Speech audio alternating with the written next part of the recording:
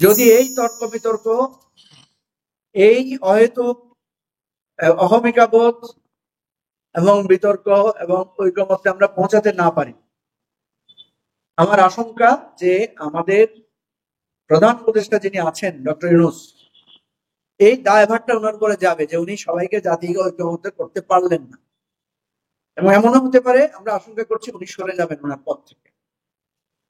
উনি যদি সরে যান তাহলে বাংলাদেশে একটা নতুন সংকট দেখা দিবে এবং আগামী দিনে নির্বাচনও অনিশ্চিত হয়ে পড়বে এবং একটা ভয়াবহ জটিল পরিস্থিতির মধ্যে আমরা পড়ব।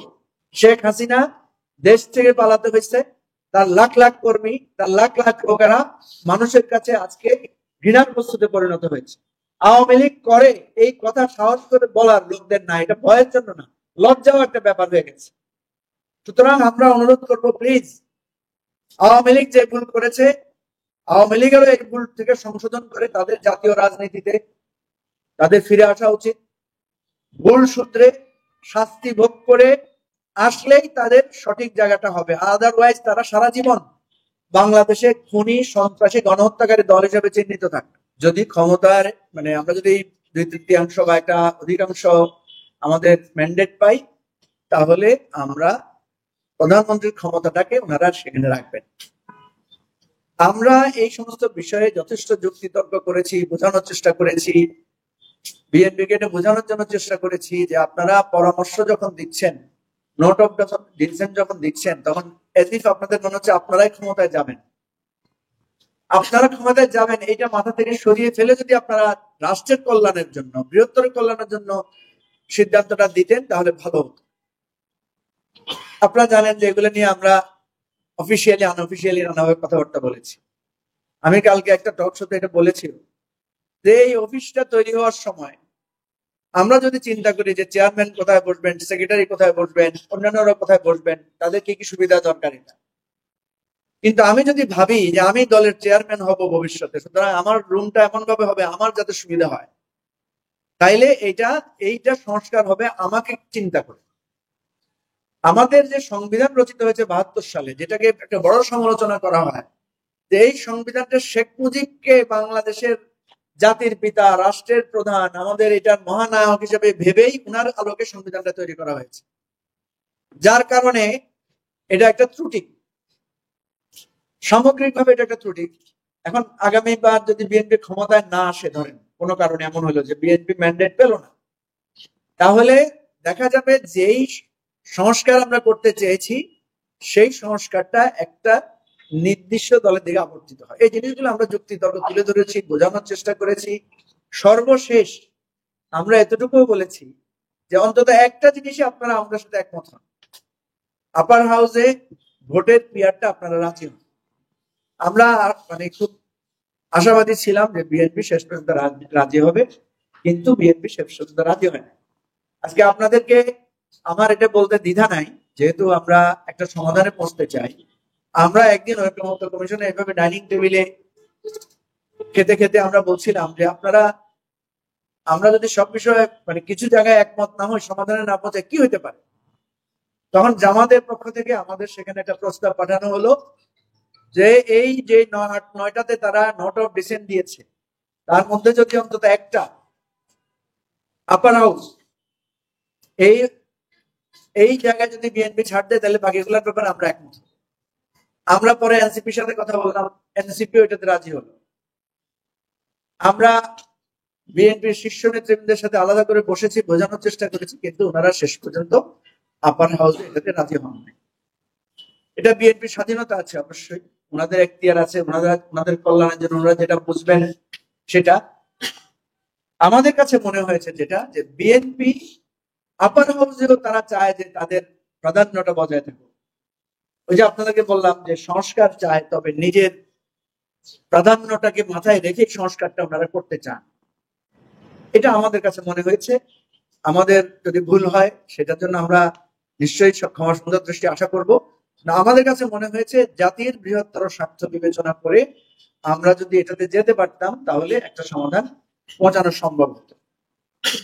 এখন এই জায়গাটাতে আমরা আবারও অনুরোধ করব, আশা করব যে প্লিজ এই জায়গাতে হলেও তর্ক বিতর্ক, আপনাদের যে ইগো এবং একে অপরের যে অহমিকা, এগুলো যদি আপনারা ত্যাগ করে একটা সমাধানে পৌঁছতে পারেন, তাহলে আমরা মানুষও একটু আশা পাবে, সামনে নির্বাচনটাও করা যাবে। এবং আমাদের কিন্তু অধীর আগ্রহ যে আগামী দিনে একটা নতুন বাংলাদেশে আমরা প্রবেশ করব। আমাদের কিন্তু এখনো অনেক সংকট আছে, অনেক সমস্যা আছে। আমরা আশঙ্কা করছি যদি সরে যান, তাহলে বাংলাদেশে একটা নতুন সংকট দেখা দিবে এবং আগামী দিনে নির্বাচনও অনিশ্চিত হয়ে পড়বে এবং একটা ভয়াবহ জটিল পরিস্থিতির মধ্যে আমরা পড়ব। এটা আমি আমাদের এই দলের পক্ষ থেকে আজকে আমরা জাতিকে সাক্ষী রেখে আমরা বলছি, অতীতে আমাদের গোয়ার্তমের জন্য, অতীতে আমাদের এই ধরনের ছাড় দেওয়ার মানসিকতার অভাবের কারণে, এই অহমকাবোধের কারণে আমরা অনেক জটিল পরিস্থিতিতে পড়েছি। 111-এর মতো ঘটনা এই সমস্ত কারণে হয়েছে। প্রিয় দেশবাসী, আপনাদেরকে আমরা বলবো যে প্লিজ আপনারা সবাই সকল দলকে বোঝানোর চেষ্টা করেন।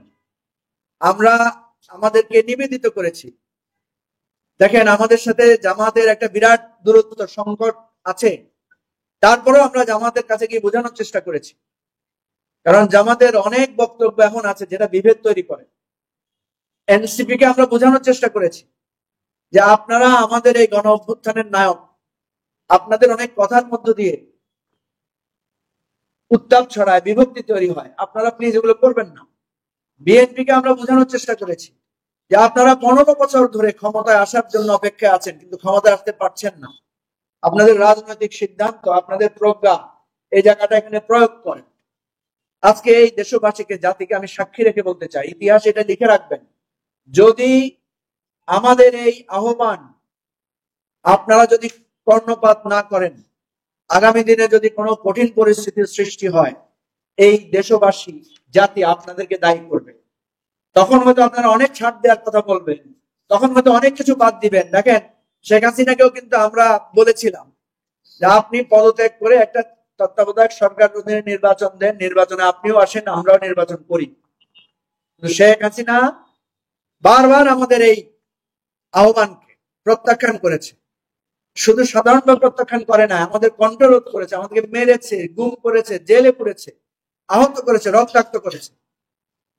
আজকে শেখ হাসিনা দেশ থেকে পালাতে হয়েছে, তার লাখ লাখ কর্মী, তার লাখ লাখ লোকেরা মানুষের কাছে আজকে ঘৃণার বস্তুতে পরিণত হয়েছে। আওয়ামী লীগ করে এই কথা সাহস করে বলার লোকদের না, এটা ভয়ের জন্য না, লজ্জাও একটা ব্যাপার হয়ে গেছে। সুতরাং আমরা অনুরোধ করব, প্লিজ, আওয়ামী লীগ যে ভুল করেছে, আওয়ামী লীগেরও এই ভুল থেকে সংশোধন করে তাদের জাতীয় রাজনীতিতে তাদের ফিরে আসা উচিত। ভুল সূত্রে শাস্তি ভোগ করে আসলেই তাদের সঠিক জায়গাটা হবে, আদারওয়াইজ তারা সারা জীবন বাংলাদেশে খুনি, সন্ত্রাসী, গণহত্যাকারী দল হিসেবে চিহ্নিত থাকবে। তেমনি ভাবে অন্যান্য রাজনৈতিক দলকে আমরা বলবো যে, সরকারকে আমরা বলবো যে নোট অফ ডিসেন্টের বিষয়টা বিএনপির সাথে আপনারা আবার আলোচনা করেন। বিএনপি যে যুক্তিটা তুলে ধরেছে এটার মধ্যে একটা যৌক্তিকতা আছে। বিএনপি বলেছে যে নোট অফ ডিসেন্ট তো আমাদের যে সনদ, সেই সনদে তো লেখা আছে। আমরা বলি যে এই সনদে তো আমরা স্বাক্ষর করেছি, সুতরাং বিএনপির যে নোট অফ ডিসেন্ট আছে সেগুলো তো সেখানে লেখা আছে। বিএনপি যদি শেষ তক এই নোট অফ ডিসেন্টের ব্যাপারে একটা আপোষ রফায় না আসে, সমঝোতামূলক জায়গায় না আসে, তাহলে আগামী নির্বাচনে এটাই হবে বিএনপির ব্যাপারে ইলেকশনের একটা ইস্যু, যে বিএনপি 31 দফা সংস্কারের কথা বলেছে, কিন্তু বাস্তবিক জায়গায় যখনই কোনো সংস্কারের আলোচনা উঠে তখন বিএনপি সেখানে নোট অফ ডিসেন্ট দেয় বা অনাগ্রহ দেখায়। একটা বিষয়ে আমি হয়তো আপনারা প্রশ্ন করবেন, এজন্য আমি আগামভাবে বলতে চাই, এখানে একটা প্রস্তাবে জুলাই বাস্তবায়ন সনদ বাস্তবায়ন বিল স্বয়ংক্রিয়ভাবে সংবিধানে যুক্ত হওয়ার একটা প্রস্তাব রাখা হয়েছে। আমরা মনে করি এই জুলাই জাতীয় সনদ একটা ঐতিহাসিক রাজনৈতিক প্রতিশ্রুতির দলিল।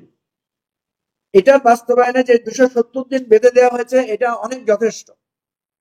কারণ এটা এমন ভাবে আমরা এই বিধানগুলো নিয়ে আলোচনা করে নির্ধারণ করেছি, পার্লামেন্টে এটা নিয়ে খুব বেশি আলোচনা করার আর প্রয়োজন মনে হবে না, তারপরে যদি লাগে সেটার জন্য অত সময়ের দরকার হবে না।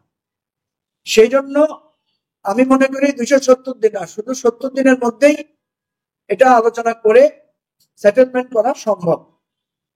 সুতরাং এই যে বলা হয়েছে যে 270 দিনের মধ্যে এটা করতে হবে, এটা আমি মনে করি একটা যৌক্তিক, এবং না হয় অটোমেটিক্যালি এটা সংযুক্ত হয়ে যাবে, যেহেতু এটা বিল আকারে আইন আকারে বিষয়গুলো লেখা হয়েছে।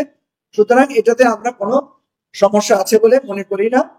এইগুলো নিয়ে বড় ধরনের বিতর্কে লিপ্ত হওয়াকেও আমরা প্রাসঙ্গিক মনে করি না।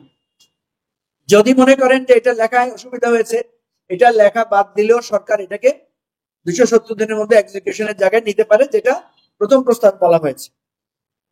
আমি আবারও সর্বশেষ বলছি যে আপনারা এই ইগো তর্ক বিতর্ক একটু কমিয়ে আনেন, একটা সমঝোতামূলক গঠনমূলক পদক্ষেপ নেন।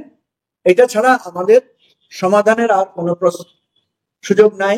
কারণ ঐকমত্য কমিশনে আমরা প্রচুর কনস্টিটিউশনাল ডিবেট করেছি, যুক্তি তুলে ধরেছি, সুবিধা অসুবিধা আলোচনা করেছি। এইটা গণভোটের মাধ্যমে একটা সেটেলমেন্ট হলে আস্তে আস্তে এই সংকট থেকে কাটিয়ে ওঠা সম্ভব। আপনারা জানেন, আমি এই উদাহরণও দিয়েছি যে করোনায় যখন আমরা বিপর্যস্ত হয়ে পড়েছিলাম, করোনা থেকে ধীরে ধীরে আমাদেরকে স্বাভাবিক জীবন আসতে হয়েছে, হঠাৎ করে আমরা আসতে পারিনি। একদিন হঠাৎ করে বলা হয় নাই যে এখন থেকে মাস্ক আর পরতে হবে না, এখন থেকে হাত ধুইতে হবে না, এখন থেকে পাশাপাশি বসা আমরা শুরু করতে পারি, এই ধরনের বলা হয় নাই। স্লোলি স্লোলি আমরা আমাদের স্বাভাবিক জীবনে ফিরে এসেছি। দেখেন, এখানে একটা লোকের মুখে এখন মাস্ক নাই, অথচ একটা সময় ছিল আমরা সংবাদ সম্মেলন করেছি, সকলের মুখে মাস্ক, সকলের গায়ে আমাদের পিপি পরা ছিল। একজনের মুখে মাস্ক আছে, ওই যে ওরা দেখলাম। যাই হোক, তো আমরা যেটা বলছি যে স্বাভাবিক অস্বাভাবিক অবস্থা থেকে স্বাভাবিক জীবনে ফিরতে একটা সময় লাগে, অনেক স্যাক্রিফাইস, অনেক সমঝোতামূলক পরিস্থিতি আমাদেরকে মানতে হয়। আমি অনুরোধ করব যে প্লিজ আপনারা এই জাতীয় সংকটে এই দ্বিধা বিভক্তিকে আর প্রশ্রয় দিবেন না। অনেক আমরা করেছি, এখন একটু যার যার জায়গা থেকে ছাড় দিয়ে হলেও আমরা এই জুলাই সনদ বাস্তবায়ন আদেশের জায়গাটাকে আমরা এগিয়ে নিয়ে যাই। এবং সরকারকে বলবো, প্রয়োজন আরেকবার আপনারা আবার সবার সাথে কথা বলেন, কথা বলে এই আদেশ কার্যকর করেন। গণভোটটা আপনারা সুবিধাজনক সময় দেন। আপনারা যদি আগে মনে করেন ভালো হবে আগে দেন, যদি একই সাথে করা আগে যুক্তিযুক্ত মনে করেন একই সাথে করেন। এবং নির্বাচনটা যাতে সবাই করতে পারে সেরকম একটা, সেদিকে এখন মনোযোগ দেওয়া দরকার, কারণ নির্বাচন নিয়ে অনেক সংকট আছে। তো আপনাদের সবাইকে ধন্যবাদ আমাদের এই মতামত এবং বিশ্লেষণ মনোযোগ দিয়ে শোনার জন্য।